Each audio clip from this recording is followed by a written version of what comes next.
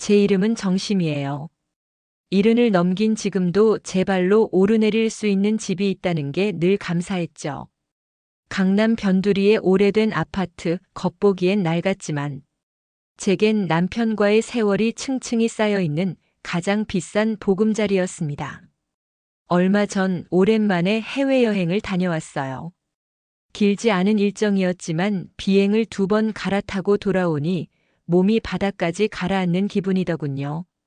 현관을 열고 들어섰을 때 공기 속에 먼지 냄새와 함께 오래 비운 집 특유의 정적이 내려앉아 있었죠. 가방을 내려놓고 숨을 고르면서 창틀에 손을 얹어봤어요. 차갑고 매끈한 감촉이 손끝을 타고 올라오더니 이상하게 마음이 조금 어수선해졌습니다. 괜한 피곤 탓이겠지. 애써 넘기며 따뜻한 물을 받아두었지만 낯선 정적은 쉽게 거치지 않았어요. 남편 사진이 담긴 큰 액자가 벽을 지키고 있었고 그 아래로 익숙한 소품들이 제자리에 놓여 있었지만 설명하기 어려운 어긋남이 공기 사이사이를 비집고 들어오는 느낌이랄까요. 그때만 해도 저는 곧 이어질 이야기가 제 일상의 바닥을 통째로 흔들 거라는 걸 몰랐습니다. 경비 아저씨가 초인종을 누른 건 제가 귀국해 짐을 풀고 한숨 돌린 뒤였어요. 문을 열자 낮게 깔린 목소리가 먼저 다가왔죠. 어르신, 잠시 경비실로 와주시겠습니까? 확인하실 게 있습니다. 경비실은 형광등이 희미하게 떨리고 모니터 열댓 개가 서로 다른 시간을 보여주고 있었어요. 아저씨가 날짜를 되감아 한 화면을 키우자 여행 기간 새벽 2시경 복도 CCTV에 두 남자가 잡혔습니다. 앞선 사람의 걸음과 어깨선이 익숙했어요. 제 사위였죠. 뒤에는 모르는 남자가 따라붙었고요. 그들은 엘리베이터에서 내리자 곧장 제 집 앞에 서더니 주위를 살피며 도어락과 손잡이를 번갈아 만져봤습니다. 장갑을 낀 손끝이 숫자판을 훑고 고개를 갸웃거리며 한참을 서성이다가 결국 집 안으로 들어가더더군요. 화면이 바뀌자 다음 날, 또 그 다음 날. 비슷한 시각, 똑같은 동선이 반복됐습니다. 다른 세대는 이상 없었습니다. 어르신 댁만, 그것도 새벽 시간에만요. 경비 아저씨의 말에 제 등줄기를 타고 식은땀이 흘렀어요. 사위가 왜? 그것도 내가 비운 그 시간에만. 도둑질이라면 한 번으로도 좋겠을 텐데 이 집에서 대체 무엇을 찾으려 했던 걸까요? 경비실에서 돌아와 문을 닫는 순간 집안 공기가 달라 보였어요. 분명 조금 전 들어섰을 땐 여행 피로 탓이라 넘겼는데 이제는 의심이 눈에 걸러지니 모든 게 낯설게 느껴졌습니다. 거실을 지나 안방으로 들어서니 서랍장이 어수선하게 벌어져 있었습니다. 출발할 때 단정히 정리했던 손수건 더미가 흩어져 있고 서류함 서랍은 반쯤 열려 있더군요.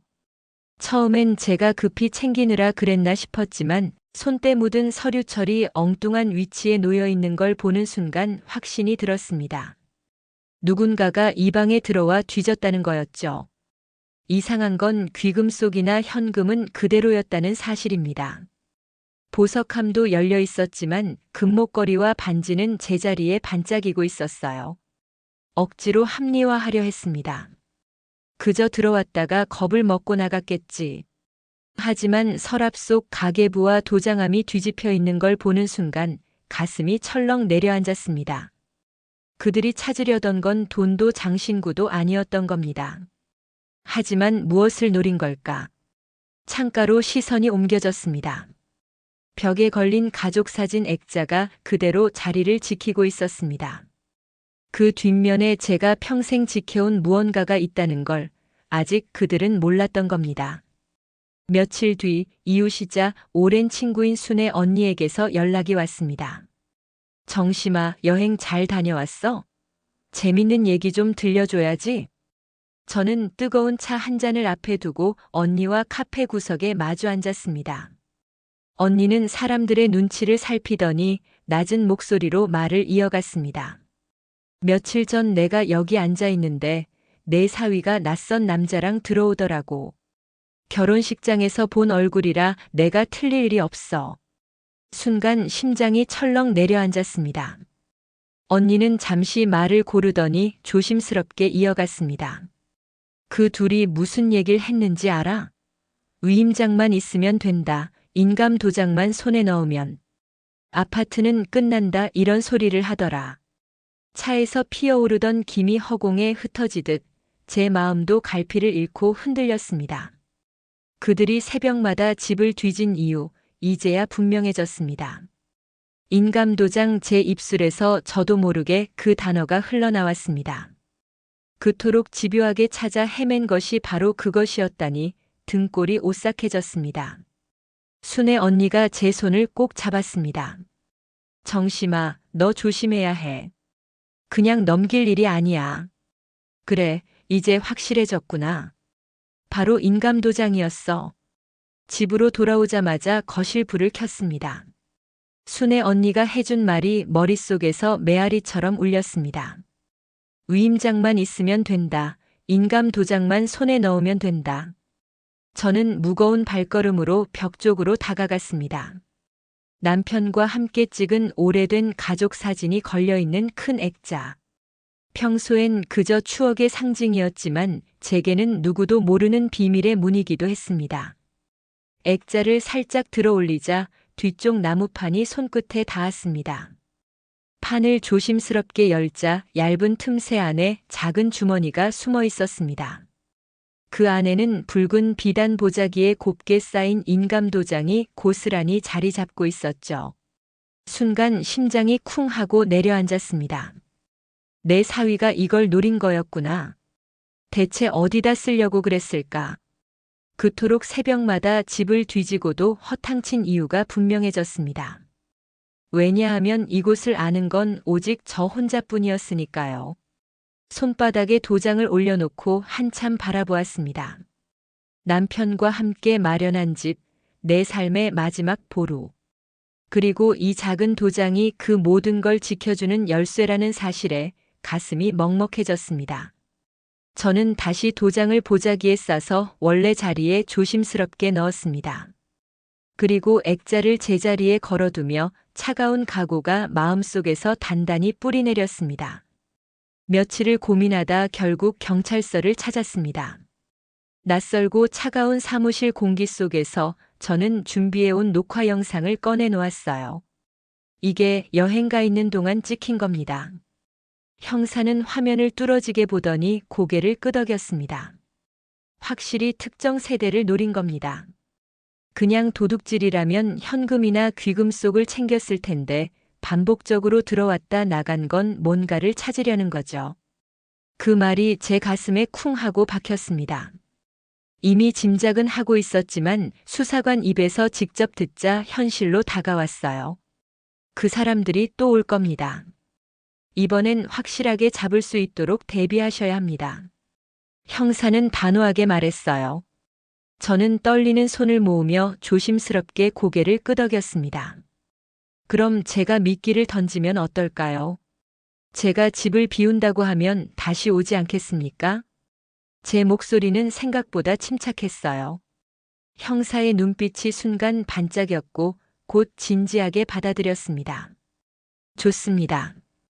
경찰이 협조하겠습니다. 어르신 용기 내주셔서 감사합니다.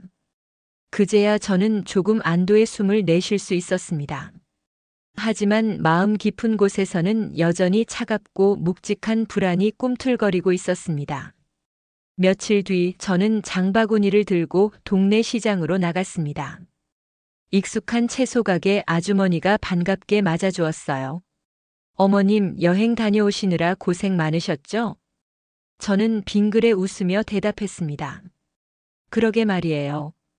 그런데 이번에 또 가게 됐어요. 오래전부터 계획해둔 거라 며칠 안에 다시 떠나야 해요. 아주머니는 놀란 눈으로 고개를 끄덕였습니다. 아이고, 또 가세요? 몸은 괜찮으신 거예요? 네, 괜찮아요. 집은 또 비워지겠지만 뭐 어쩌겠어요. 잠깐인데요. 그때 옆 가게 사장님이 대화를 엿듣고는 고개를 끄덕이며 맞장구 쳤습니다. 시장이라는 곳은 늘 말이 빨리 퍼지죠. 제가 굳이 크게 말하지 않아도 금세 이웃들 사이로 소문이 흘러갈 걸 알고 있었습니다. 가게를 나서며 마음속으로 중얼거렸습니다. 그래, 이제 덫은 놓였다. 이제 딸한테 연락하면 사위한테 소식이 들어갈 것이고. 저는 일부러 평소보다 밝게 걸음을 옮겼습니다. 겉으론 장을 보는 평범한 할머니였지만 속으론 차가운 각오가 단단히 자리 잡고 있었습니다. 집으로 돌아와 장을 정리한 뒤 저는 거울 앞에 섰습니다. 흰머리가 늘어난 제 모습이 낯설게 다가왔습니다. 주름진 얼굴, 가늘어진 어깨, 그러나 그 눈빛만큼은 여전히 단단했습니다. 저는 거울 속 저 자신을 똑바로 바라보며 낮게 속삭였습니다. 늙었다고 우습게 본 거지. 하지만 잘못 생각했어. 손가락 끝이 떨렸지만 그 떨림 속엔 두려움만 있는 게 아니었습니다.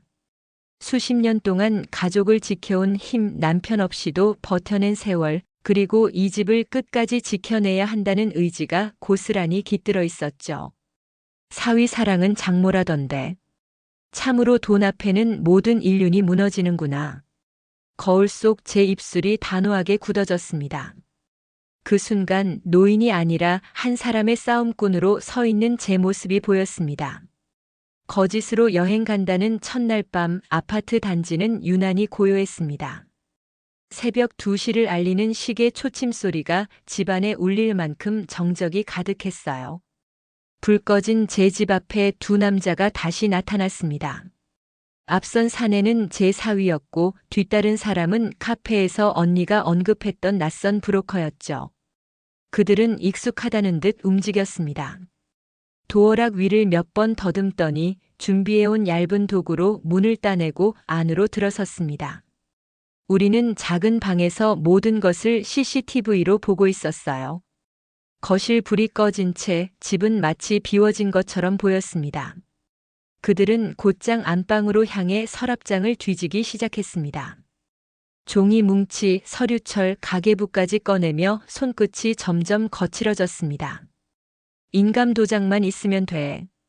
그 위임장에 찍으면 바로 매도할 수 있어. 낮게 속삭이는 목소리가 제 귀에까지 선명히 들렸습니다. 저는 문틈 너머 경찰과 함께 숨을 죽인 채 그 장면을 지켜보고 있었어요. 사위의 손길이 벽에 걸린 액자로 향하는 순간 긴장감은 극도로 높아졌습니다. 손끝이 액자 틀을 움켜쥐자 저는 더 이상 참지 못하고 입술을 깨물었습니다. 바로 그때 경찰이 움직이기 시작했습니다. 사위의 손이 액자를 잡아 빼내려는 순간 거실 불빛이 번쩍 켜졌습니다. 동시에 문이 열리며 경찰관들이 들이닥쳤습니다. 움직이지 마. 경찰이다. 순식간에 방 안은 아수라장이 되었습니다. 사위와 브로커는 허겁지겁 몸을 숨기려 했지만 이미 늦었죠. 제압당하는 팔이 비틀리며 바닥에 쓰러졌고 수갑이 채워지는 소리가 정막을 갈랐습니다. 저는 그제야 문틈을 나서 거실로 들어섰습니다. 놀란 눈을 크게 뜬 사위가 저를 보며 외쳤습니다. 장모님. 저는 담담하게 액자 쪽으로 시선을 돌렸습니다. 내가 이 집에 사람을 잘못 들였구나. 인감도장. 이거 찾았던 게냐? 사위의 얼굴이 절망으로 굳어갔습니다. 브로커는 고개를 떨군 채 아무 말도 하지 못했습니다. 경찰이 그들을 끌고 나가자 오랫동안 눌려있던 제 가슴이 비로소 크게 들썩였습니다. 며칠 뒤 경찰서 조사실에 다녀왔습니다. 흰 종이 위에 찍힌 진술서와 증거 목록이 차곡차곡 쌓여 있었어요. 형사는 제 앞에 앉아 차분히 설명을 이어갔습니다. 사위분과 그 일행은 위임장 위조, 주거침입, 사기 미수 혐의로 구속됐습니다. 증거가 명확해서 빠르게 재판에 넘겨질 겁니다. 그 말을 듣는 순간 한동안 얼어붙어 있던 제 어깨가 조금은 풀어졌습니다. 마치 오래된 짐을 내려놓는 듯 숨이 깊게 새어나왔죠. 형사는 고개를 끄덕이며 덧붙였습니다. 어르신이 미리 증거를 챙겨 두신 덕분에 수사가 수월했습니다. 용기 내주셔서 감사합니다. 저는 미소를 지으려 했지만 눈가가 먼저 젖어왔습니다. 며칠 뒤 경찰서에서 연락이 다시 왔는데 우리 딸도 이 사건에 연루가 되었다고 합니다. 대신 딸은 적극적인 수준은 아니어서 처벌은 가벼울 것이라고 하였죠. 이거 정말 가족에게 당한 배신이었기에 그 상처가 더 크게 다가옵니다. 그래도 결국 진실은 숨길 수 없다는 사실을 확인했지요. 밤이 깊어 아파트 단지가 고요해졌습니다. 저는 베란다에 서서 도시 불빛을 바라보았습니다.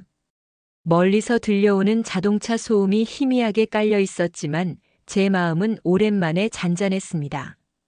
사위와 그 일당은 이제 법의 심판을 받게 될 겁니다. 피는 섞였어도 욕심 앞에선 남이 될 수 있다는 걸 뼈저리게 알게 되었지요. 창가에 걸린 액자가 제 시선을 붙들었습니다.